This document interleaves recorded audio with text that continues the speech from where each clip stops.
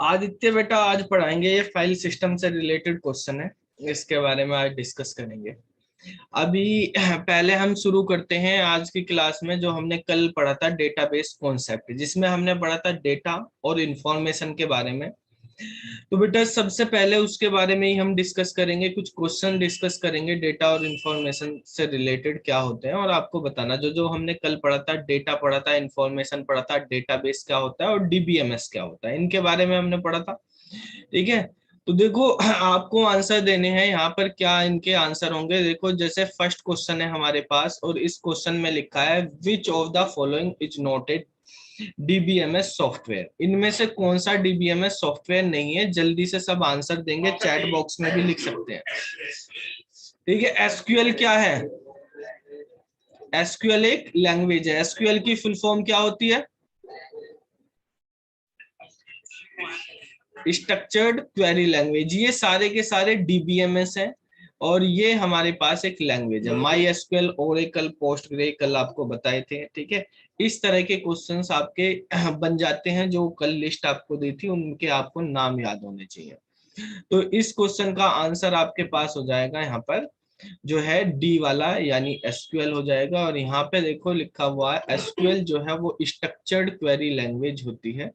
यहाँ पे इन्होंने बच्चों ने सही थे, स्ट्रक्चर्ड होती है यहाँ पे dB, structured query language. It is a query language not a software. ठीक है, बाकी अदर क्या है? वो डीबीएमएस सॉफ्टवेयर है बाकी के। ठीक है, सेकंड क्वेश्चन को देखते हैं अब हम यहाँ पर।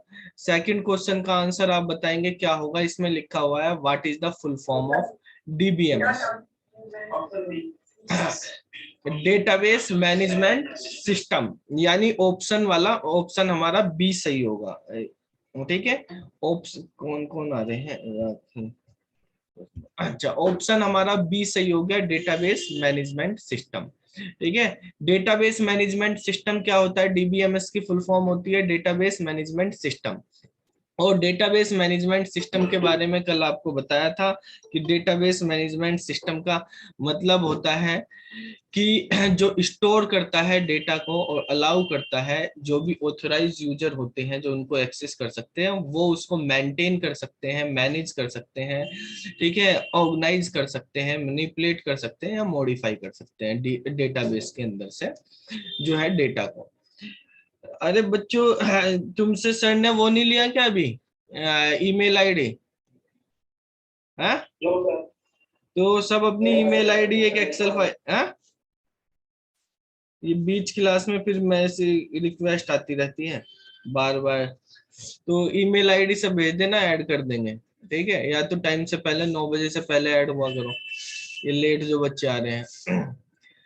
तो बेटा इसका आंसर हमारे पास बी वाला हो गया, डेटाबेस मैनेजमेंट सिस्टम हो जाएगा। ठीक है, नेक्स्ट क्वेश्चन पे चलते हैं बेटा। नेक्स्ट क्वेश्चन है हमारे पास थर्ड नंबर का। इसमें कहा व्हाट इज डेटाबेस? बताओ क्या होता है डेटाबेस? कौन सा ऑप्शन होगा इसमें से? पहला ऑप्शन दिया कि डेटाबेस में ऑर्गेनाइज कलेक्शन होता है इंफॉर्मेशन का। ठीक है, हाँ ठीक है। देखो ऑर्गेनाइज कलेक्शन तो होता है डेटाबेस का, लेकिन ये कह रहा कैन नॉट बी एक्सेस। ठीक है, कि हम उस डेटा को या इंफॉर्मेशन को एक्सेस नहीं कर सकते, अपडेट नहीं कर सकते, मैनेज नहीं कर सकते, ऐसा तो होता नहीं भाई। डेटाबेस के अंदर तो हम एक्सेस भी कर सकते हैं डेटा को, अपडेट मैनेज सब कर सकते हैं, तो ये आंसर तो होगा नहीं। ठीक है, इसमें कहा कलेक्शन ऑफ डेटा या इंफॉर्मेशन विदाउट ऑर्गेनाइज, की ऑर्गेनाइज फॉर्म में नहीं होता। तो जो वो फाइल सिस्टम होता है जिसके अंदर ऑर्गेनाइज फॉर्म में नहीं होता, जो डेटाबेस होता है उसके अंदर ऑर्गेनाइज फॉर्म में रखते हैं, तो ये भी गलत है। कौन सा आंसर बताया आपने? सी वाला आंसर। ठीक है, तो सी वाले में यही है, ऑर्गेनाइज कलेक्शन ऑफ डेटा या इंफॉर्मेशन है, उसको हम एक्सेस भी कर सकते हैं, अपडेट भी कर सकते हैं और मैनेज भी कर सकते हैं। तो इसमें लिखा उसको अपडेट नहीं कर सकते, तो ये भी हमारे पास गलत लिखा हुआ है। ठीक है, तो इसका आंसर हमारे पास हो गया सी। ठीक है, और यहाँ पर जो है लिखा हुआ कि डेटा डीबीएम, वो डेटाबेस जो है define and as an organized collection of data और information for easy access, updating and management in a computer. ठीक है, तो अगर आप कल वाले पीपीटी सबको मिल गई थी भाई,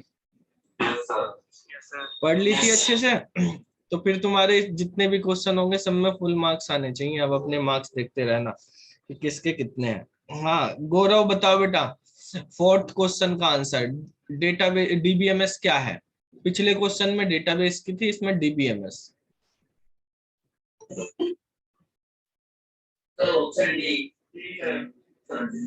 डी, कलेक्शन ऑफ क्वेरी क्या होता है? कलेक्शन ऑफ क्वेरी क्या होता है? वो तो एसक्यूएल में होती है क्वेरी, ठीक है, एसक्यूएल के अंदर होती है, वो लैंग्वेज की बात है। और हाई लेवल यहाँ भी लैंग्वेज का, जबकि ये तो बात हो रही है डीबीएमएस क्या है। डीबीएमएस तो एक सॉफ्टवेयर है। इसका काम क्या होता है? इसका काम होता है कि इसकी हेल्प से हम डेटा को स्टोर कर लेते हैं डेटाबेस में, उसको मैनेज कर सकते हैं, मॉडिफाई कर सकते हैं, रिट्रीव कर सकते हैं।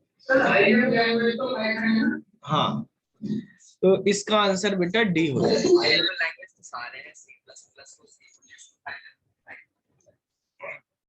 अब हम चलते हैं नेक्स्ट क्वेश्चन पे।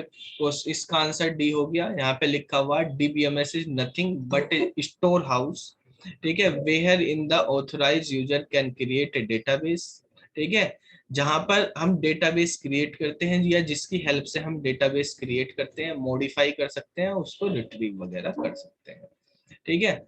चलो अब देखो ये वाला क्वेश्चन है, इसका आंसर बताओ क्या होगा? ए होगा।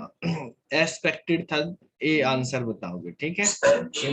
अच्छा, इसको शॉर्ट में है हम ईएफ कोड भी बोलते हैं, आपने बहुत नाम सुना होगा इसका, है, इसीलिए आंसर आपने बता दिया ए वाला, ठीक है, ईएफ कोड।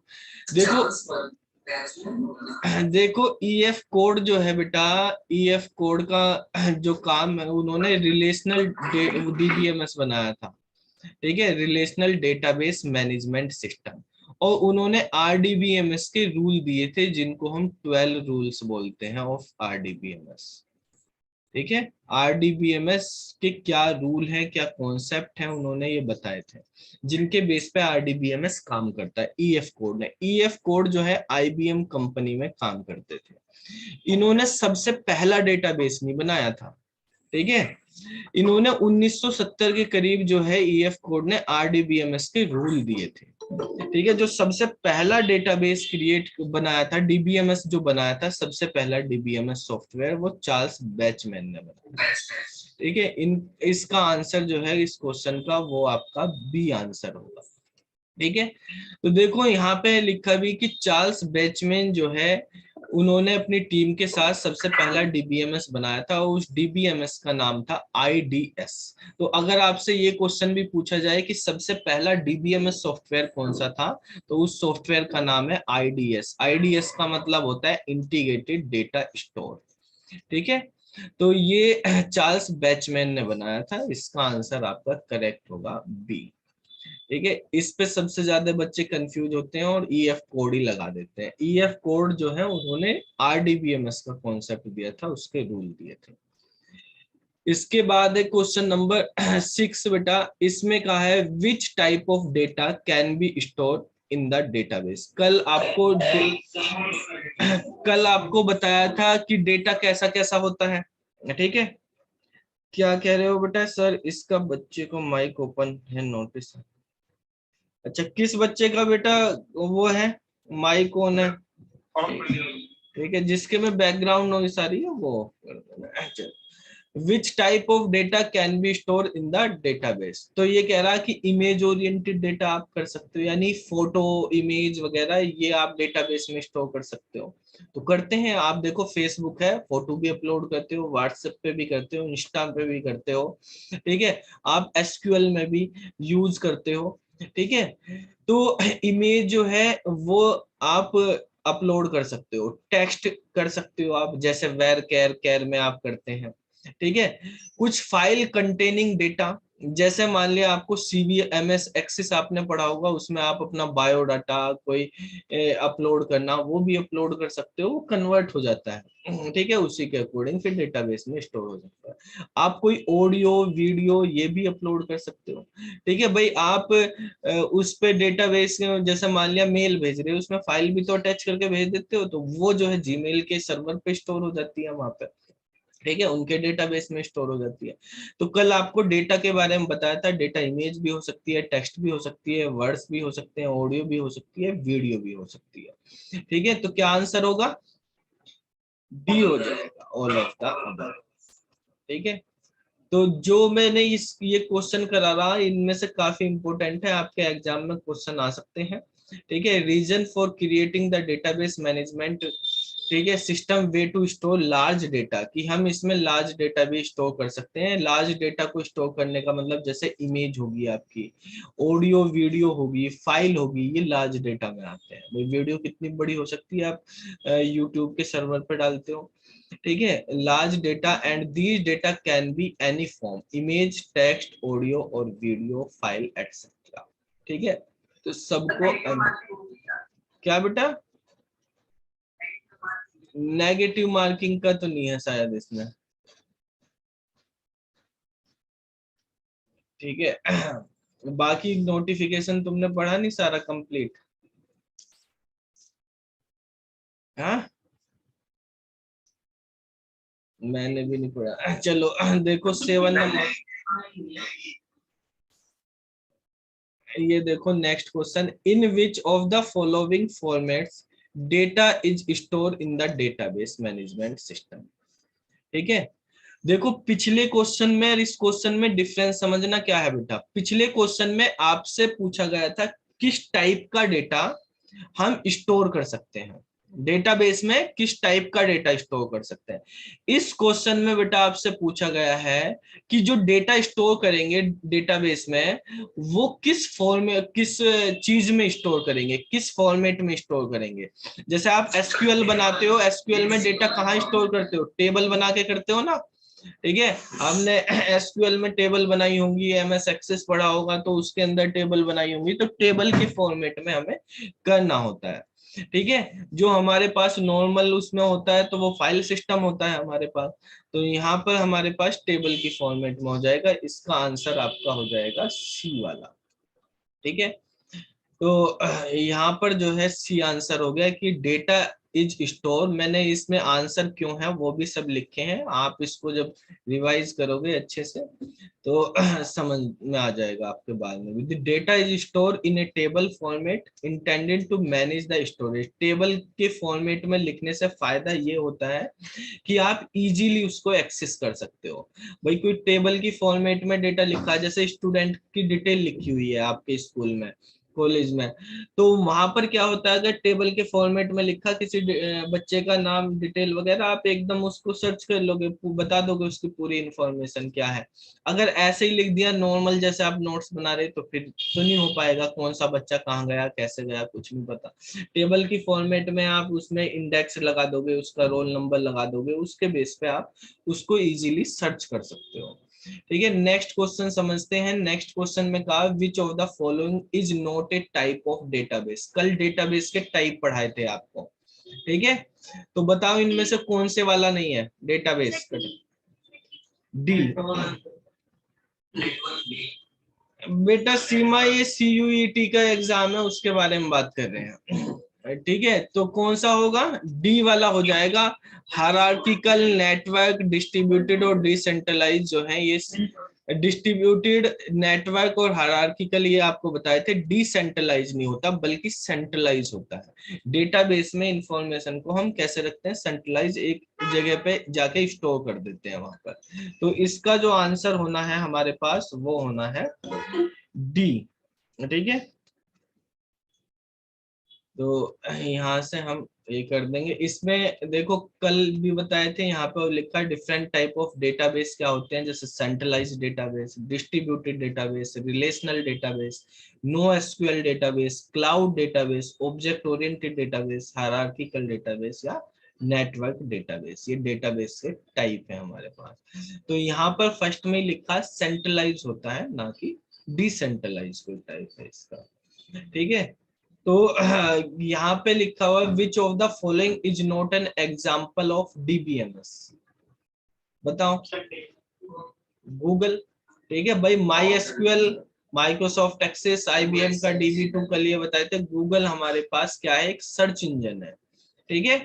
ये कोई डीबीएमएस नहीं है, गूगल एक सर्च इंजन होता है, तो इसका आंसर हो जाएगा डी, ठीक है। अब देखो यहाँ पे जैसे लिखा कि माई एसक्यूएल जो ऑप्शन दिए थे उनके बारे में, पहले ऑप्शन में माई एसक्यूएल था, दूसरे में एक्सिस था, तीसरे में आईबीएम डीबी2, ये सब डीबीएमएस है हमारे पास। जबकि गूगल क्या है, एक सर्च इंजन है। माई एसक्यूएल जो है ये लाइनेक्स बेस्ड डीबीएमएस होता है, लाइनेक्स में बना हुआ है। माइक्रोसॉफ्ट एक्सिस जो है, एमएस एक्सेस भी बोल देते हैं, ये माइक्रोसॉफ्ट ऑफिस के अंदर ही आता है। माइक्रोसॉफ्ट ऑफिस जो पैकेज है उसमें Word, Excel, PowerPoint, Access ये सब आते हैं, ठीक है। और आईबीएम डीबी2 ये जो है आईबीएम ने डेवलप किया था। गूगल का जो बना हुआ एक बिग टेबल के नाम से डेटाबेस है, ठीक है, जो गूगल ने बनाया हुआ है उसका डीबीएमएस है, जो गूगल इंटरनेट सर्च में यूज किया जाता है, गूगल मैप में यूज करते हैं हम, यूट्यूब में यूज करते हैं। गूगल के जो भी प्रोडक्ट है, जीमेल वगैरह, वो बिग टेबल के नाम से है उनका, ठीक है, वो उसमें स्टोर करते हैं वहां पर, ठीक है। तो ये हमारे पास क्वेश्चन थे जो कल हमने पढ़ा उससे रिलेटेड। आज जो है जैसे हम सिलेबस वाइज चलेंगे, ठीक है। तो जैसे हमने कल डेटाबेस कॉन्सेप्ट वाला करा था, उसके बाद सिलेबस में सेकंड नंबर पे लिखा हुआ है फाइल सिस्टम और डेटाबेस में क्या डिफरेंस है, ठीक है। ये दूसरा टॉपिक हमारे पास सिलेबस के अंदर ये दिया हुआ है कि भाई आप जो है एमएस वर्ड में कोई डेटा स्टोर कर रहे हो, ठीक है, एमएस वर्ड में, और आप जो है माई एसक्यूएल में कर रहे हो, तो क्या डिफरेंस है इस एमएस वर्ड में या माई एसक्यूएल में, क्या डिफरेंस है, ठीक है। तो आप डेटाबेस जो यूज कर रहे हैं, डेटाबेस में वो कर रहे हो, डेटा स्टोर कर रहे हो, या किसी फाइल में स्टोर कर रहे हो, फाइल सिस्टम में स्टोर कर रहे हो, तो क्या डिफरेंस है। पहले हमें ये फाइल सिस्टम के बारे में पढ़ना है। फाइल सिस्टम जैसे नाम से पता चल रहा, फाइल, ठीक है, नाम से पता चल रहा क्या है ये हमारे पास फाइल। फाइल कहाँ बनाते हो तुम, ठीक है, अपनी जो भी हमारे पास सिस्टम है इसके अंदर फाइल बनाते हो ना, ठीक है। फाइल एक्सप्लोरर बोलते हैं इसको। जो ये हमारे पास ओपन हुआ है इसको क्या बोलते हैं, फाइल एक्सप्लोरर, ठीक है। तो देखो यहाँ पे आप क्लिक भी करोगे तो आपके पास जो है यहाँ से आप ओपन कर सकते हो, या माई कंप्यूटर ओपन करके कर सकते हो। शॉर्टकट की क्या होती है फाइल एक्सप्लोरर खोलने की, कोई बताएगा।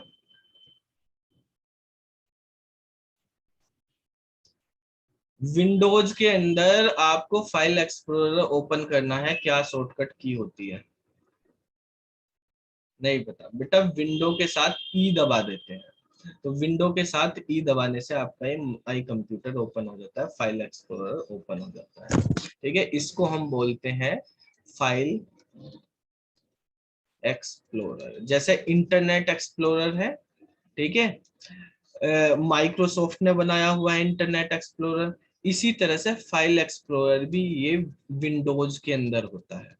विंडोज भी माइक्रोसॉफ्ट की एमएस विंडोज के जितने भी वर्जन है उनमें इसको ओपन करने का शॉर्टकट की होती है, विंडोज के बटन के साथ ई दबाते हैं, ठीक है, उससे ओपन हो जाता है।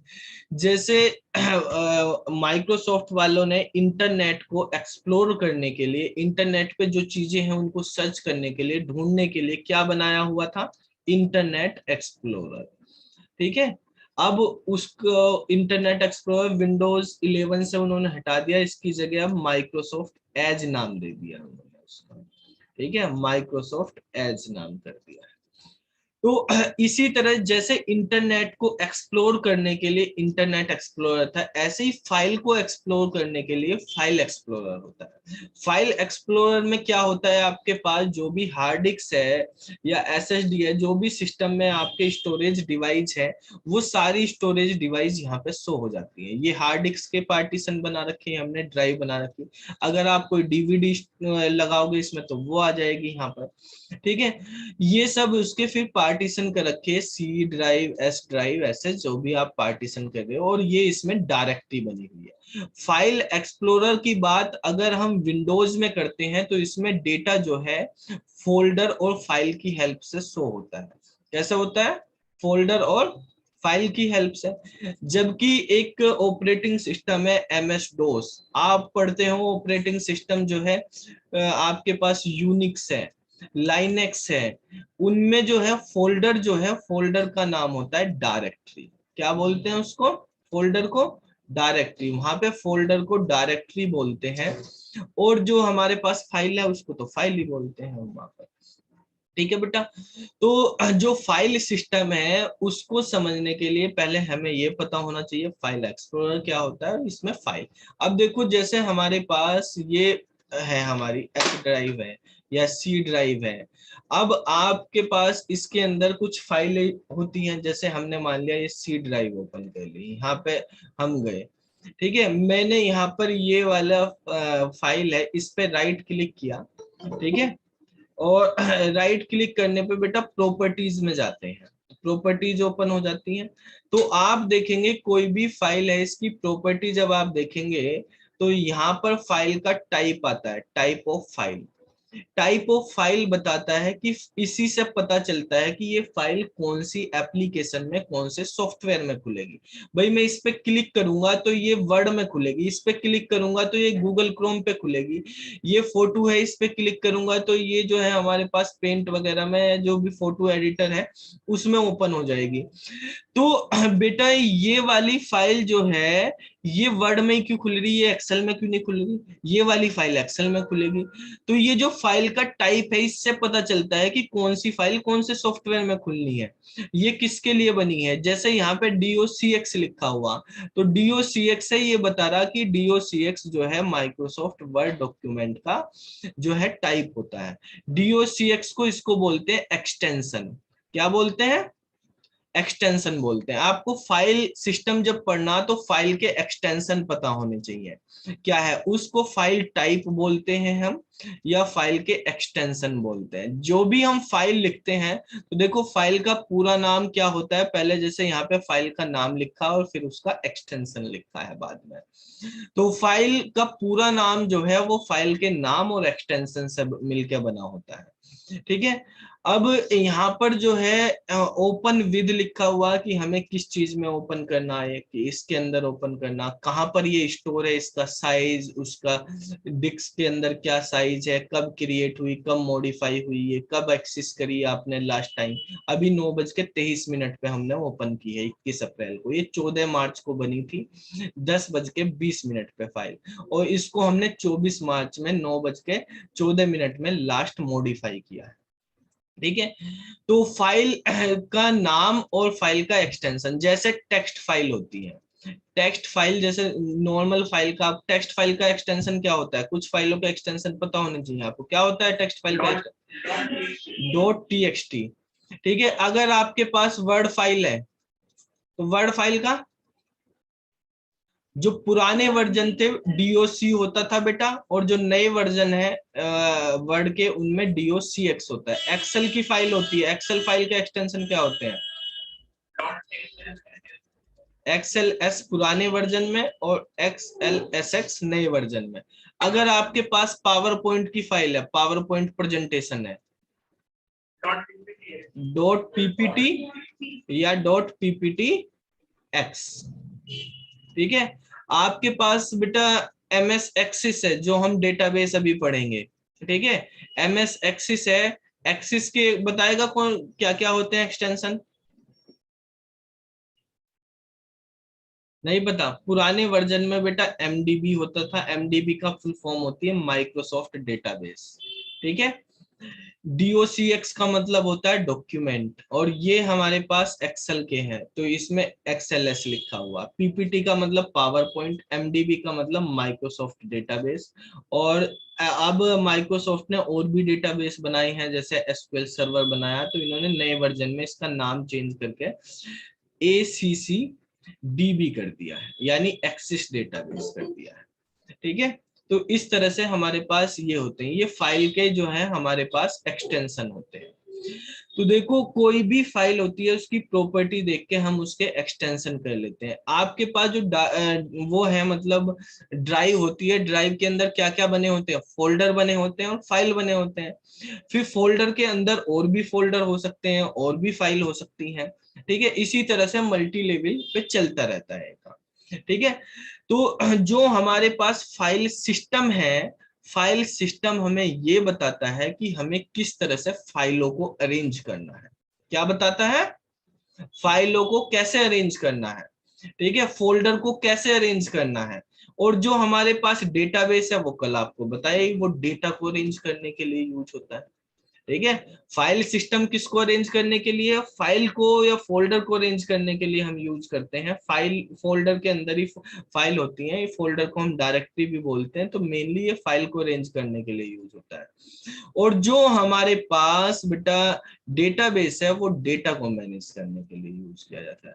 अब देखो जैसे ये तो हमने किसी फाइल की प्रॉपर्टी देखी, अगर आप इस सी ड्राइव पे ही राइट क्लिक करके इसकी प्रॉपर्टीज पे जाएंगे तो यहाँ पर फाइल सिस्टम भी लिखा होगा कि ये ड्राइव किस फाइल सिस्टम की। हर ड्राइव का एक फाइल सिस्टम होता है, इस पे लिखा हुआ NTFS। क्वेश्चन आ जाएगा आपके एग्जाम में, NTFS की फुल फॉर्म बताओ क्या होती है? New technology file system. ठीक है बेटा, तो ये हमारे पास फाइल सिस्टम है। विंडोज जो है हमारे पास, उसके अंदर जो फाइल सिस्टम यूज होते हैं वो है NTFS। विंडोज के XP तक जो पुराने वर्जन आते थे उसमें एक फाइल सिस्टम और होता था जिसका नाम था FAT। आपने सुना होगा FAT, ठीक है। उसमें भी आता था, पेन ड्राइव में भी आता है FAT। ठीक है, FAT का फुल फॉर्म पता है? File allocation table. हाँ, फाइल एलोकेशन टेबल। तो अब फाइल एलोकेशन टेबल माइक्रोसॉफ्ट ने बंद कर दी है। विंडोज 10 के बाद अब FAT नहीं आता, अब सब में NTFS का ही यूज होता है, new technology file system. New technology file system से अगर आप अपनी ड्राइव को फॉर्मेट भी करते हो, मान लिया पेन ड्राइव आप 4 GB की ले रहे हो, ठीक है, आप जो है अगर उसको फैट से फॉर्मेट करोगे तो आपको लगभग 3.7 या 3.8 के करीब आपको स्पेस मिलेगा, इतने GB। लेकिन NTFS से करोगे तो ज्यादा स्पेस मिल जाएगा वहां पर। ठीक है, और जो है न्यू टेक्नोलॉजी फाइल सिस्टम ये ज्यादा पावरफुल होता है और मैनेज करने की कैपेसिटी इसको फाइलों को और एक्सेस करने की ये फास्ट भी होती है और बेटर होती है FAT से। तो अब देखो हम इसके बारे में ही पढ़ेंगे कि ये फाइल सिस्टम क्या होता है और ये डेटाबेस से क्या कैसे डिफरेंस है। आपके पास जो सिलेबस का सेकंड टॉपिक है वो इसी से रिलेटेड है, फाइल सिस्टम से रिलेटेड। तो बेटा यहाँ पे शुरू करते हैं हम फाइल सिस्टम के बारे में। फाइल सिस्टम एंड डेटाबेस ये हमारे पास टॉपिक रहेगा। तो इसमें जैसे यहाँ पे लिखा हुआ है फाइल सिस्टम, कि file system is basically A way of arranging the file. ठीक है, फाइल सिस्टम क्या है? फाइल को अरेंज करने की एक टेक्निक है, एक तरीका है कि किस तरह से हम फाइल को अरेंज करेंगे। और कहाँ पे अरेंज कर रही है ये जो फाइल थी हमारी C ड्राइव D ड्राइव में, ये कहां पर स्टोर हो रही है? ये हार्ड डिस्क में स्टोर हो रही है। जबकि डेटाबेस में जब हम स्टोर करते थे तो वो हमारे पास जो डेटा था वो डेटाबेस में हम करते थे वहां पर, ठीक है, वो DBMS के थ्रू करते थे। यहाँ पे फाइल सिस्टम के थ्रू जो हम कर रहे हैं, ये फाइलों को अरेंज कर रहे हैं कि ये हमारी हार्ड डिस्क में या कोई भी सेकेंडरी स्टोरेज डिवाइस है, सेकेंडरी स्टोरेज डिवाइस, उसके अंदर आप फाइलों को किस तरह से स्टोर करोगे, कैसे अरेंज करोगे, वो फाइल सिस्टम बताता है। File system consist of different file which are grouped into directories. जो फाइल सिस्टम के अंदर फाइल्स होती हैं, अलग अलग तरह की फाइल है, वो फाइलें आप किसके अंदर रखते हैं? डायरेक्टरीज के अंदर रखते हैं। यानी किसी फोल्डर के अंदर रखते हैं। डायरेक्टरी के अंदर अदर डायरेक्टरी भी हो सकती है या फोल्डर हो सकते हैं और फाइल भी। तो फाइल सिस्टम के एग्जांपल हैं जैसे NTFS, new technology file system, और हमारे पास EXT है यानी एक्सटेंडेड फाइल सिस्टम, FAT है फाइल एलोकेशन टेबल। ठीक है, EXFAT भी होता है एक्सटेंडेड फाइल एलोकेशन। एक हमारे पास ये भी होता है, पहले FAT बनाया था माइक्रोसॉफ्ट ने, फिर उसमें के बाद एक EXFAT बनाया था, इसका नाम होता है एक्सटेंडेड फाइल एलोकेशन टेबल। ठीक है, और ये हमारे पास NTFS है। हमारे सिलेबस में जो है जो हमें पढ़ना वो फाइल सिस्टम विंडोज के ही है। वैसे आप लाइनक्स में जाओगे, यूनिक्स में जाओगे, उसके अलग फाइल सिस्टम होते हैं, ऑपरेटिंग सिस्टम के अकॉर्डिंग अलग अलग होते हैं। तो हमें केवल विंडोज के ये 2-3 फाइल सिस्टम के बारे में पता होना चाहिए, उससे ही हमारा काम हो जाएगा। देखो ये एक एग्जांपल दिया है कि फाइल सिस्टम आप कैसे देख सकते हो। अपनी ड्राइव पे जाओगे, ड्राइव पे राइट क्लिक करोगे, राइट क्लिक करने पे आपको यहाँ पे फाइल सिस्टम शो हो जाता है जनरल इंफॉर्मेशन में कि NTFS फाइल सिस्टम है इसका। देखो फाइल सिस्टम कैसे काम कर रहा है, कहाँ पे काम करता है। जैसे आपके पास हार्ड डिस्क है, ठीक है, आपने फाइल सिस्टम किस पे देखा, C ड्राइव पे या D ड्राइव पे। आप जो है जो ड्राइव बनी हुई है उस पे राइट क्लिक करोगे तब दिखेगा आपको। तो आपने C या D ड्राइव, ये क्या है आपके पास, C या D ड्राइव आपके पास जो है बेटा वो है हमारी, मतलब पार्टीशन किया गया आपने अपनी हार्ड डिस्क का। तो ये आपकी हार्ड डिस्क यानी हार्ड ड्राइव है, उसके आपने पार्टीशन कर दिए, उन पार्टीशन पे आपको फाइल सिस्टम दिखेगा। ठीक है, ये APFS जो है ये अलग है, हमें यहाँ पे NTFS का यूज करना, हमारे सिलेबस के अकॉर्डिंग NTFS है। ठीक है, NTFS या FAT जो विंडोज में। फिर इन फाइल सिस्टम के अंदर हम फोल्डर रखते हैं, डायरेक्टरी रखते हैं, फिर उन फोल्डर के अंदर फाइल रखी जाती है। इस तरह से ये काम करता है। ठीक है, अब नेक्स्ट अगर हम यहाँ पे बात करते हैं तो देखो जैसे फोल्डर या डायरेक्टरी है आपके पास, ये एक फोल्डर है। ठीक है, इस फोल्डर के अंदर आपने कुछ और फोल्डर बनाई है, जैसे टॉम नाम का फोल्डर है, उसके टॉम ने रखा हुआ एक डेटा नाम का फोल्डर बनाया, एक थीसिस नाम का फोल्डर बनाया। ठीक है, जिसके आगे एक्सटेंशन लगे हैं वो हमारे पास क्या है, फाइल है। तो एक फोल्डर के अंदर फोल्डर भी है और उसके अंदर हमारे पास फाइलें भी हैं। ये कैसी फाइल है, ये नोटपैड की टेक्स्ट फाइल है, TXT फाइल नोट। ठीक है, टेक्स्ट फाइल, ये भी फोल्डर है। इस फोल्डर के अंदर फर्दर फोल्डर हो सकते हैं, इस फोल्डर के अंदर डायरेक्टली टेक्स्ट फाइल या कैसी भी फाइल आप रख सकते हो। ठीक है बेटा, तो ये हमारे पास जो है फाइल सिस्टम ऐसे काम करता है। अब हमारे पास क्वेश्चन ये है कि DBMS और फाइल सिस्टम में क्या डिफरेंस होता है। ठीक है, तो वो हमें समझना। तो देखो सबसे पहले यहाँ पे हमने स्ट्रक्चर के बेस पे अगर हम बात करते हैं तो हमारे पास जो फाइल सिस्टम है वो किस लिए यूज किया जा रहा, वो फाइलों को स्टोरेज डिवाइस में या मीडियम में मैनेज करने, ऑर्गेनाइज करने या स्टोर करने के लिए यूज किया जाता है। फाइल सिस्टम का क्या काम है कि आप अपनी secondary storage device, hard disk, SSD, pen drive, ठीक है, या DVD, CD, इनमें किस तरह से फाइलों को अरेंज करेंगे, वो फाइल सिस्टम बता रहा है। DBMS क्या है, DBMS एक सॉफ्टवेयर होता है जो डेटाबेस को मैनेज करता है। ठीक है बेटा, DBMS डेटाबेस को मैनेज करता है। अब बात यह है कि हमें DBMS की क्या जरूरत पड़ी जब हमारे पास फाइल सिस्टम है। तो देखो जब हम मान लिया कोई वर्ड में हमने कोई MS वर्ड ओपन किया, उसमें हमने कोई पैराग्राफ लिखा है, सेंटेंस या इंफॉर्मेशन लिखी। मान लिया आप MS वर्ड के अंदर भी टेबल बनती है ना, बना सकते हो, पता है सबको कि MS वर्ड के अंदर भी हम टेबल बना सकते हैं। आपने एक टेबल बनाई कि मेरे क्लास में कौन कौन से बच्चे पढ़ रहे हैं, मैंने उनका रोल नंबर लिख लिया, उनका नाम लिख लिया, उनकी ईमेल आईडी लिख ली और उनका मोबाइल नंबर लिख लिया, MS वर्ड में लिख लिया। कि भाई डेटाबेस में टेबल बनती है, मैं तो डेटाबेस में नहीं बना रहा, मैं तो वर्ड में ही बना रहा। अब मैंने यहाँ पे रोल नंबर 1, नाम, ईमेल, रोल नंबर 2, 3, जो भी बच्चे आ रहे, मैंने उनसे कहा भाई गूगल फॉर्म पे अपनी इंफॉर्मेशन डाल दो और मैं आपकी यहाँ पे इंफॉर्मेशन लिख लेता हूँ। ठीक है, वर्ड में या एक्सेल में। अब एक बच्चे ने 2 बार फॉर्म भर दिया, तो मैंने तो वो 2 बार लिख ली, ठीक है। बच्चे मेरी क्लास में मान लिया 35 थे, हो गए 36, ठीक है। या किसी बच्चे ने मल्टीपल टाइम्स लिख दी, तो ये वर्ड में आपको ये नहीं बताएगा कि ये डुप्लीकेट हो गया। वहां पे डेटा डुप्लीकेसी हो सकती है, उससे प्रॉब्लम हो जाती है। कोई डेटा बार बार लिखा हो सकता है, तो डुप्लीकेसी को बोलते हैं डेटा रिडंडेंसी, यानी डेटा का रिपीट होना। रिडंडेंसी का मतलब क्या है? डुप्लीकेशन ऑफ डेटा, ठीक है। तो redundant data can be present in file system, file system में डेटा डुप्लीकेट हो सकता है, रिडंडेंट हो सकता है। भाई जो हमारे पास डीबीएमएस होगा उसमें नहीं होगा डुप्लीकेट। आप प्राइमरी की सेट कर देते हैं, उसमें जब डेटा आप स्टोर करवा रहे हो, भरवा रहे हो फॉर्म, आप गूगल फॉर्म भरते हो, तो आपने सेम ही इंफॉर्मेशन 3 बार भर दो, 4 बार भर दो, एंटर हो जाएगी। लेकिन डीबीएमएस में आप जीमेल पे आईडी बना रहे हैं, क्या सेम आईडी आप बना सकते हो दोबारा? नहीं बन सकती ना, क्योंकि वो उसके डेटाबेस में जा रही, वो ईमेल आईडी रजिस्टर होगी, उस ईमेल आईडी से दूसरी ईमेल आईडी नहीं बनेगी, ठीक है, सेम उससे। तो डेटाबेस के अंदर आप जो है डेटा रिडंडेंसी को कम कर सकते हो, हटा सकते हो वहां से, ठीक है। बैकअप एंड रिकवरी का ऑप्शन होता है।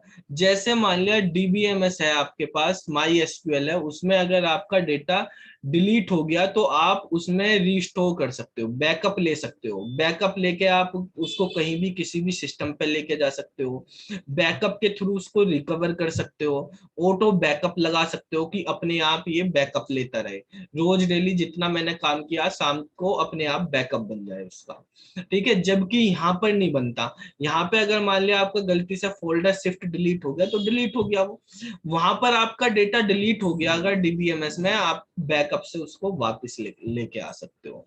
तो it does not provide backup and recovery of data, ठीक है। आप सिस्टम को रिस्टोर करके कर सकते हो, कि सिस्टम आपने रिस्टोर कर दिया, रिस्टोर पॉइंट बनाए, तब आपके पास हो सकता है वो सिस्टम रिस्टोर से होगा, ठीक है, फाइल सिस्टम से नहीं है वहां पे। इसके अंदर आप ऑटो बैकअप लगा सकते हो, और ऑटो बैकअप के थ्रू उसको रिकवर भी कर सकते हो फिर। इसके बाद बेटा बाकी हम डिफरेंस देखें तो क्वेरी प्रोसेसिंग के अकॉर्डिंग, कि हमारे पास डीबीएमएस में ये फैसिलिटी है, मान लिया मेरे पास 1000 बच्चों का रिकॉर्ड है, तो मैं किसी स्पेसिफिक बच्चे का रिकॉर्ड चाहता हूं तो वो क्वेरी लगा के मैं ले सकता हूं। कुछ स्पेसिफिक इंफॉर्मेशन चाहिए, क्वेरी लगाऊंगा, उसी तरह की वो इंफॉर्मेशन मुझे मिल जाएगी। जबकि ऐसा वर्ड में तो है नहीं, ठीक है, कि आप स्पेसिफिक इंफॉर्मेशन निकालने आप सर्च लगा सकते हो, कंट्रोल एफ दबा के फाइंड कर सकते हो, लेकिन फाइंड करने पे स्पेसिफिक ही निकले ऐसा कोई जरूरी नहीं, एक वर्ड मल्टीपल टाइम्स भी आ सकता है, ठीक है। वहां पे रिडंडेंसी हो सकती है, उसमें कोई क्वेरी वगैरह नहीं लगती। इसमें आप क्वेरी के थ्रू एग्जैक्ट उसी तरह की इंफॉर्मेशन निकाल सकते हो। कंसिस्टेंसी, इसमें डेटा कंसिस्टेंसी नहीं होती इतनी, इसके अंदर डेटा कंसिस्टेंसी होती है। कंसिस्टेंसी का मतलब जैसे आप कहते हैं ना, Virat Kohli consistency consistent player है, आजकल नहीं हो रहा वैसा, ठीक है। लेकिन पहले क्या था कि हर मैच में रन बनाने की, भाई विराट कोहली है तो रन बनाएगा, ठीक है। आजकल क्या आईपीएल में जोस बटलर बना रहा है। तो ये जो है हमारे पास कंसिस्टेंसी का मतलब है कि आपका जो डेटा है वो कंसिस्टेंट रहेगा। अभी हम आगे पढ़ेंगे डेटाबेस की प्रॉपर्टी, उसमें कंसिस्टेंसी प्रॉपर्टी भी होती है। ऐसा डेटा बेस, ठीक है, या ऐसा डेटाबेस जिसके अंदर हमारे पास ऑटोमेसिटी होती है, ठीक है। एसिड प्रॉपर्टी हम पढ़ेंगे, उसमें कंसिस्टेंसी है, ठीक है, आइसोलेशन है, ड्यूरेबिलिटी है, तो उनके बारे में हम वहां पे डिटेल में पढ़ेंगे। तो नॉर्मलाइजेशन होता है, उसके थ्रू आप कंसिस्टेंट रख सकते हैं डेटा को। कॉम्प्लेक्सिटी, देखो भाई कॉम्प्लेक्सिटी ये बताओ फाइल सिस्टम में ज्यादा है या डीबीएमएस में? ठीक है, ज्यादा कठिन कौन सा? भाई बच्चे को एक दूसरी तीसरी क्लास को फाइल सिस्टम तो पढ़ा दिया जाता है, लेकिन एसक्यूएल नहीं पढ़ाया जाता, ठीक है। तो एसक्यूएल पढ़ाया जाता है भाई, कम से कम आप 9th क्लास में तो पहुंच जाओ तभी पढ़ाया जा रहा है, लेकिन दूसरी तीसरी क्लास में फाइल सिस्टम पढ़ा दिया जाता है, कि भाई ऐसे फोल्डर बन जाएंगे, ऐसे फाइल बन जाएगी, तो वो इजी है, जीयूआई बेस है, आप इजीली बना सकते हैं। तो इसकी कॉम्प्लेक्सिटी कम होती है, फाइल फोल्डर बनाना, उसमें लिखना डेटा, वो इजी है। इसमें क्योंकि क्वेरी वगैरह चलती हैं तो ये थोड़ा कॉम्प्लेक्स है, ठीक है।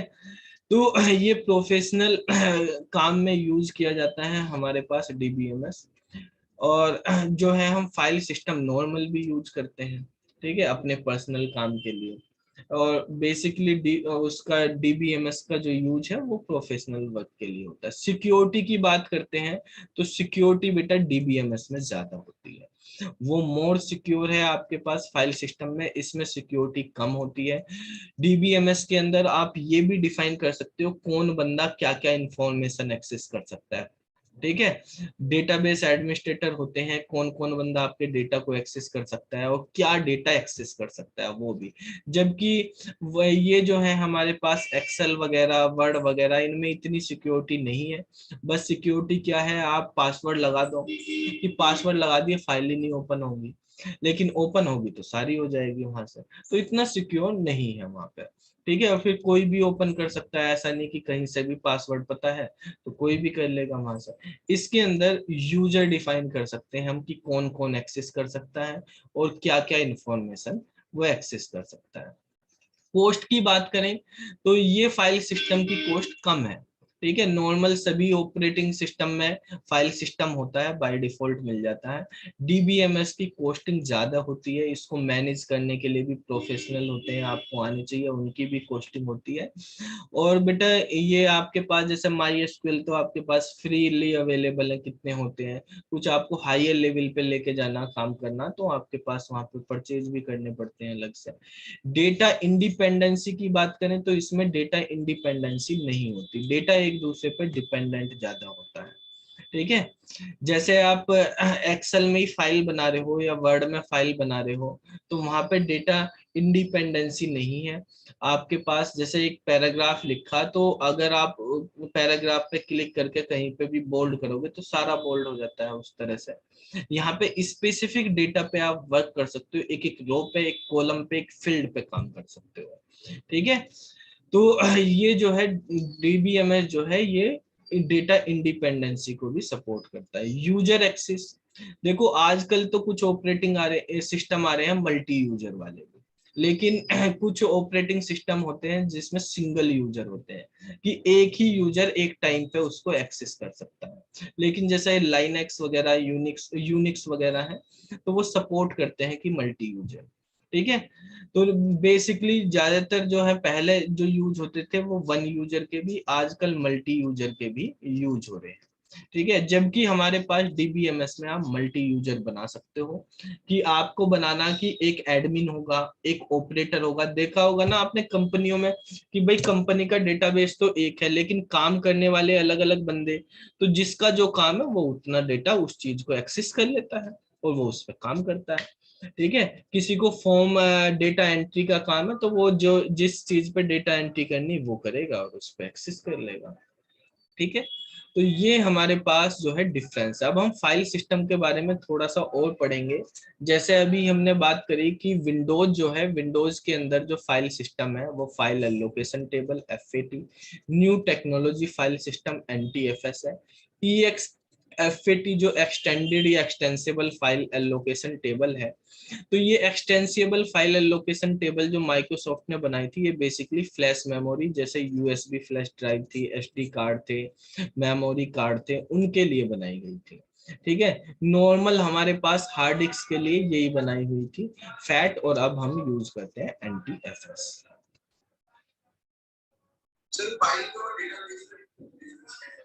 क्या बेटा, क्या डिफरेंस है? तो बेटा यही तो बताया अभी, जो फाइल और डेटाबेस में डिफरेंस ही तो ये सब करे। फाइल में डेटा कैसे लिख सकते हैं, ये सारा जो फाइल सिस्टम के अंदर फाइल बन रही, डीबीएमएस के अंदर डेटाबेस बन रहा। तो जो फाइल सिस्टम के अंदर फाइल बनेंगी वो जो हमने यहाँ फाइल सिस्टम के अंदर लिखी वे प्रॉपर्टी होंगी फाइल की, और डेटाबेस की ये होंगी, ठीक है। तो डेटाबेस जो है बेटा जैसे टेबल की फॉर्म में रखता है डेटा, ठीक है, जो RDBMS वगैरह हम यूज करते हैं। वैसे तो अगर नॉर्मल डेटाबेस की बात करें तो डेटा स्टोर है वो कहीं भी कैसा भी हो सकता है, लेकिन जब हम DBMS की बात करते हैं तो DBMS में जैसे जब हम टेबल की फॉर्म में डेटा रख रहे हैं, उसको इजीली मेंटेन कर रहे, तो DBMS ये बता रहा है कि उसमें रिडंडेंट नहीं होना चाहिए डेटा, उसके अंदर जो है आप क्वेरी चला सकते हो, उसके अंदर कंसिस्टेंट होता है डेटा, ठीक है, वो कुछ कॉम्प्लेक्स होता है, ये सारी प्रॉपर्टीज डेटाबेस की भी है। फाइल सिस्टम वाले में जो लिखी वो फाइल की प्रॉपर्टी, अभी हम फाइल के बारे में भी यहाँ पे पढ़ने वाले हैं पूरा डिटेल में, ठीक है। अभी हमने जो पढ़ा उससे रिलेटेड क्वेश्चन है, आपकी क्वेरी जो है वो यहाँ पे सोल्व हो जाएंगे, ठीक है। बताओ सबसे पहला क्वेश्चन है, ठीक है, आप बचपन से पढ़ते आ रहे, फाइल फोल्डर बनाने तो आपने काफी टाइम से पढ़े ही होंगे, उनके बारे में क्वेश्चन है कि आपको एक फाइल बनानी है, तो जब आप कोई फाइल बनाते हो तो क्या होता है इसमें से? बताओ कि फाइल बनाने पे फाइल सिस्टम में एक स्पेस एलोकेट हो जाता है, या एक एंट्री हो जाती है डायरेक्टरी में नई फाइल की, या स्पेस भी एलोकेट हो जाता है और एंट्री भी हो जाती है डायरेक्टरी के अंदर, तो कौन सा आंसर होगा? दोनों होता है भाई। जब फाइल बनाएंगे तो वो स्पेस भी लेगी फाइल, और उसकी एंट्री भी हो जाएगी डायरेक्टरी के अंदर, ठीक है, जो भी आपकी फाइल सिस्टम है उसमें, तो इसका आंसर आपके पास सी हो जाएगा यहाँ पे, ठीक है। दूसरे क्वेश्चन पे आते हैं। बताओ बेटा, कोई फाइल होती है हमारे पास, ठीक है, तो is a unique tag, file के बारे में पूछा कि फाइल का एक यूनिक टैग होता है, यूजुअली ये नंबर आइडेंटिफाइज द फाइल, जिसके थ्रू हम फाइल को आइडेंटिफाई करते हैं, वो यूनिक टैग नंबर में होता है एक्चुअली, ठीक है, फाइल सिस्टम के अंदर उसको क्या बोलते हैं? फाइल नेम, अच्छा फाइल नेम बेटा नहीं होता, ठीक है। फाइल का नाम क्या नंबर में ही लिखते हो आप, पहले तो ये बताओ, क्या फाइल टाइप नंबर में होता है क्या, पहले ये तो देख लो, यहाँ पे लिखा नंबर। फाइल आइडेंटिफायर, जो हम आइडेंटिफायर की शॉर्ट फॉर्म होती है आईडी, ठीक है, इसको बोलते हैं हम फाइल आईडी।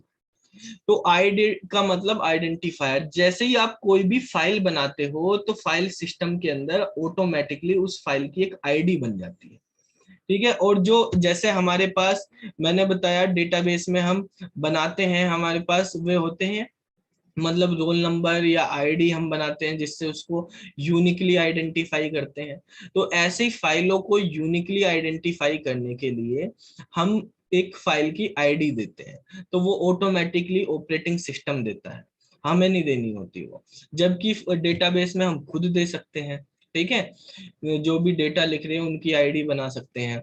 तो ये जो हमारे पास फाइल आईडी है, ये एक यूनिक टैग होता है, मतलब हर फाइल की अलग अलग आईडी होगी। फाइल के नाम सेम हो सकते हैं, दो फोल्डर आपने बना रखे, मान लिया एक फोल्डर ए है एक फोल्डर बी है, इस फोल्डर के अंदर भी आप a.txt की फाइल बना सकते हैं, इस फोल्डर के अंदर भी आप a.txt की फाइल बना सकते हैं, लेकिन इस फाइल की आईडी अलग होगी, इस फाइल की आईडी अलग होगी, ये मेमोरी में कहीं अलग स्टोर होगी, ये कहीं अलग होगी, ठीक है। तो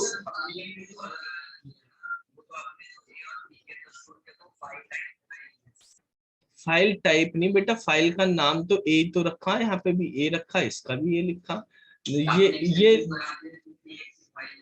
बेटा देखो बेटा, ये ए और बी फाइल का नाम नहीं, ये फोल्डर के नाम है, ये फोल्डर है, फोल्डर के आगे थोड़ी लगता है एक्सटेंशन, एक्सटेंशन लगा होता है जिसके साथ वो होती है फाइल।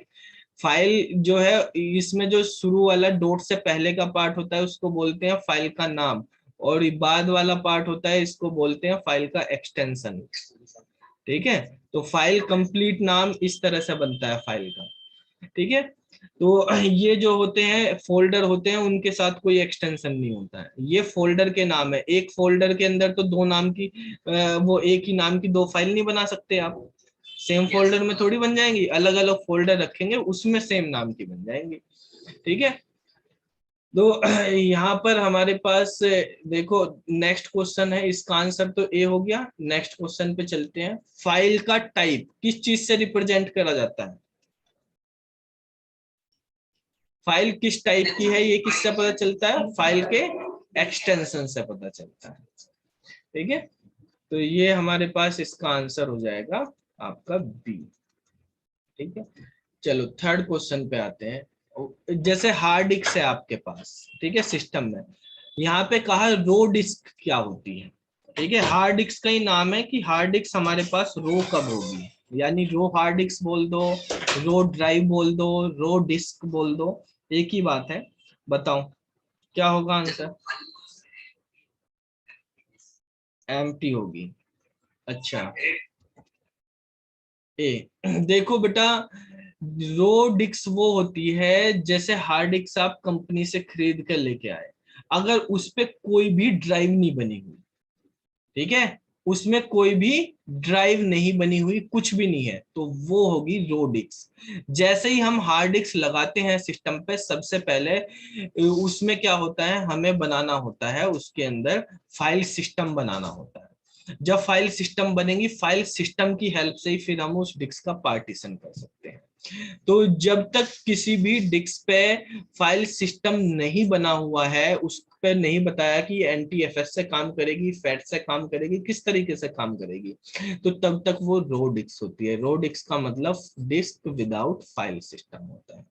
ठीक है, एम्प्टी डिस्क का मतलब नहीं होता, देखो भाई मैं मान लिया ये सारा डेटा अपनी सिस्टम से डिलीट कर दूं, एम्प्टी होगी खाली, लेकिन उसमें फाइल सिस्टम में आप डेटा दोबारा डाल सकते हो।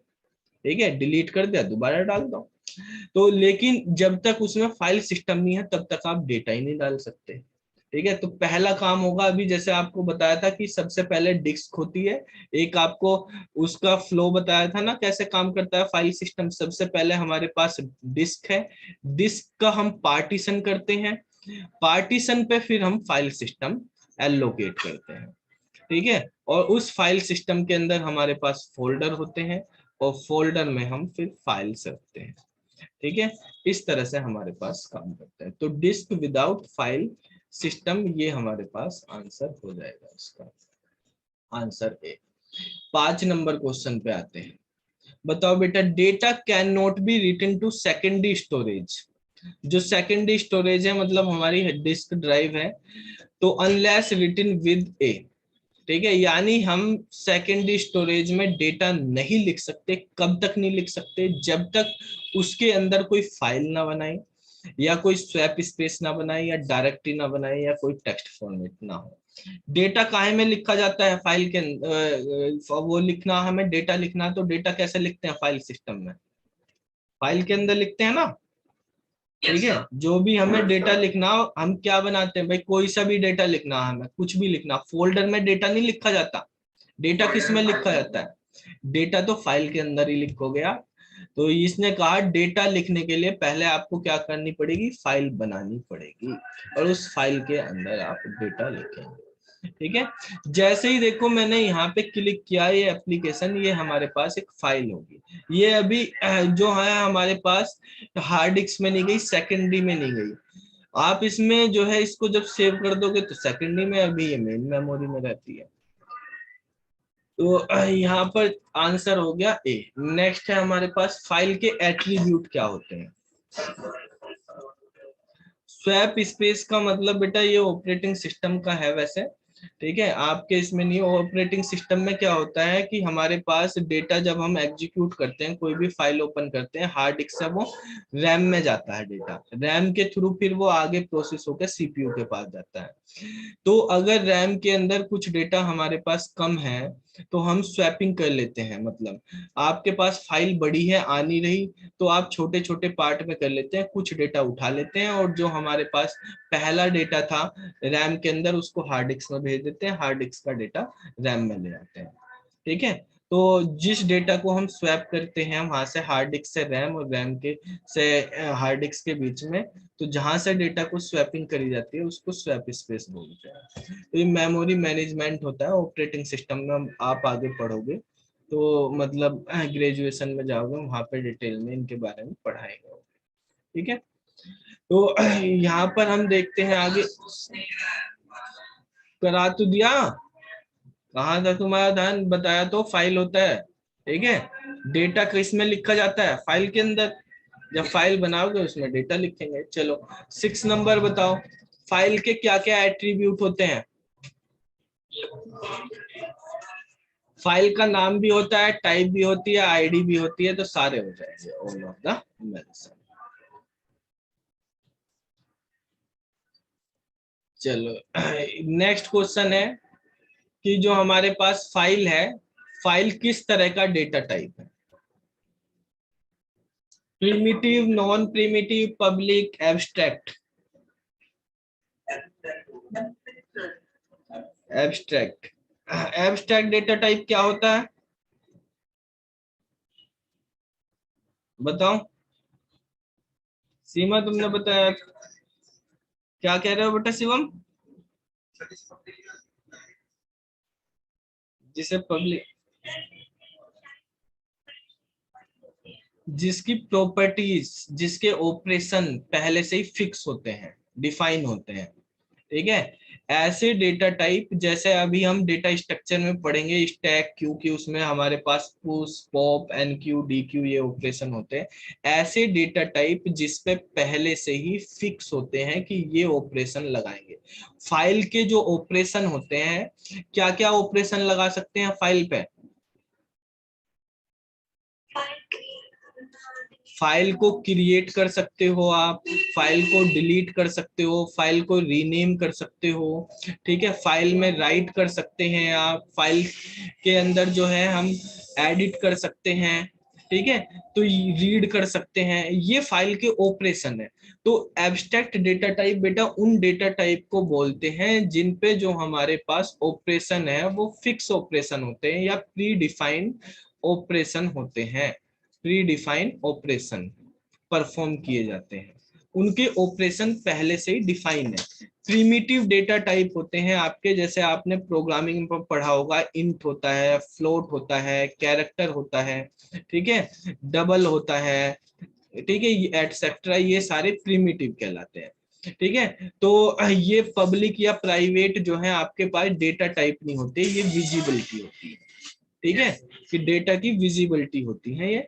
तो डेटा टाइप तो हमारे पास प्रिमिटिव या नॉन प्रिमिटिव होते हैं। नॉन प्रिमिटिव जैसे डेटा स्ट्रक्चर स्ट्रक्चर हो गया, क्लास होगी, ठीक है, वो हमारे पास नॉन प्रिमिटिव में आते हैं। एरे, वो एरे बनाया आपने इंट की हेल्प से, वो हो गया। स्टैक, क्यू, ग्राफ, ट्री, ये सब होते हैं। तो एब्स्ट्रैक्ट का मतलब जिसपे हमारे पास प्री डिफाइन ऑपरेशन और फाइल पे ये ऑपरेशन हम परफॉर्म कर सकते हैं, ठीक है। तो इसको हम बोलते हैं एब्स्ट्रैक्ट डेटा टाइप।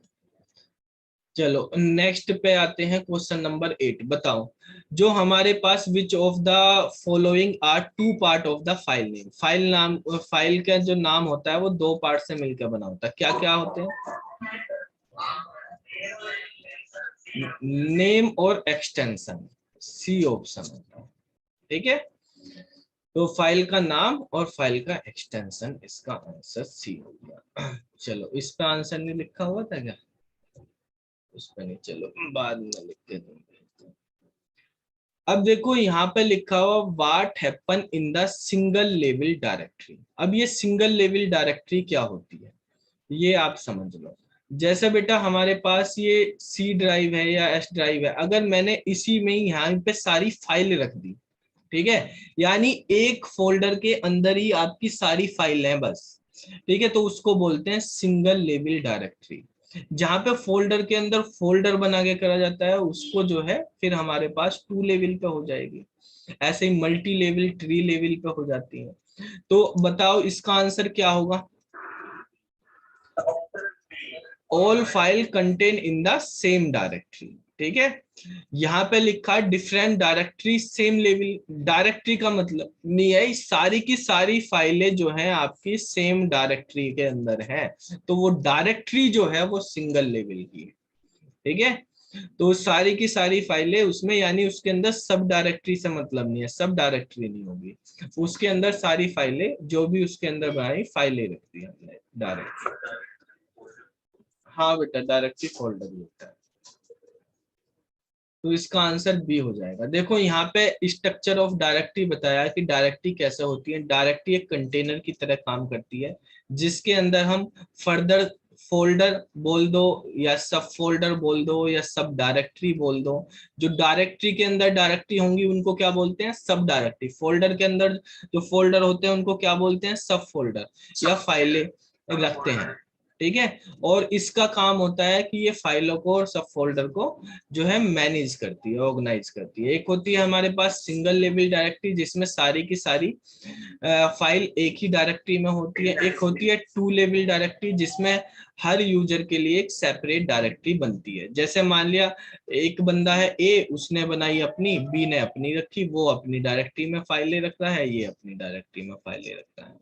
ठीक है, तो मतलब फाइलें डायरेक्ट एक ही जगह नहीं है, उसके अंदर बनी एक इनके लिए यहाँ पे मान लिया मेन डायरेक्टरी है, तो दो लेवल पे काम करेगी यहाँ पे। ठीक है, ये हमारे पास मेन डायरेक्टरी, उसके अंदर हमारे पास इस तरह से टू लेवल होती है। और उससे भी आगे लेवल बनाना आप और भी बना सकते हो।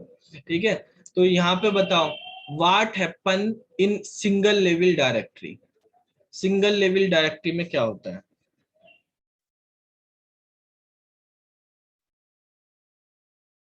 बताओ। ऑल ऑफ द मेंशन होगा।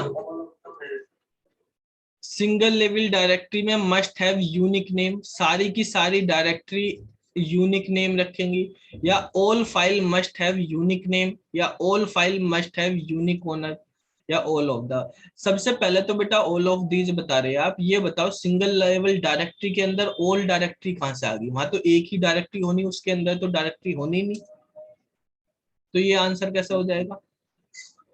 ऑप्शन बी, डायरेक्टरी के अंदर फाइलें होंगी। अब जब एक ही फोल्डर है तो एक फोल्डर के अंदर आप सेम नाम से मल्टीपल फाइल बना सकते हो क्या, नहीं बनाएंगे। तो सबका नाम अलग अलग होना चाहिए। मान लिया एक a dot T X T, तो फिर a dot T X T दूसरी नहीं बना सकते, आप b dot T X T बनाएंगे। ठीक है, आप ऐसे बना सकते हो, a dot P N G बना सकते हो, भाई ये इमेज है ए नाम की, ये टेक्स्ट फाइल है ए नाम की, तो लेकिन पूरा नाम तो ये है, इसका पूरा नाम ये है, नाम अलग है। तो यूनिक नाम होने चाहिए। ठीक है, यूनिक नाम होने चाहिए किसके, फाइल के, ना कि फोल्डर के। तो इसका आंसर आपके पास बी हो जाएगा। 11 नंबर क्वेश्चन पे आते हैं, इसमें बताओ बेटा what file happen in two level directory structure, what will happen. Two level level directory होती है, उसमें क्या होता है, अभी बताया था टू लेवल क्या होती है।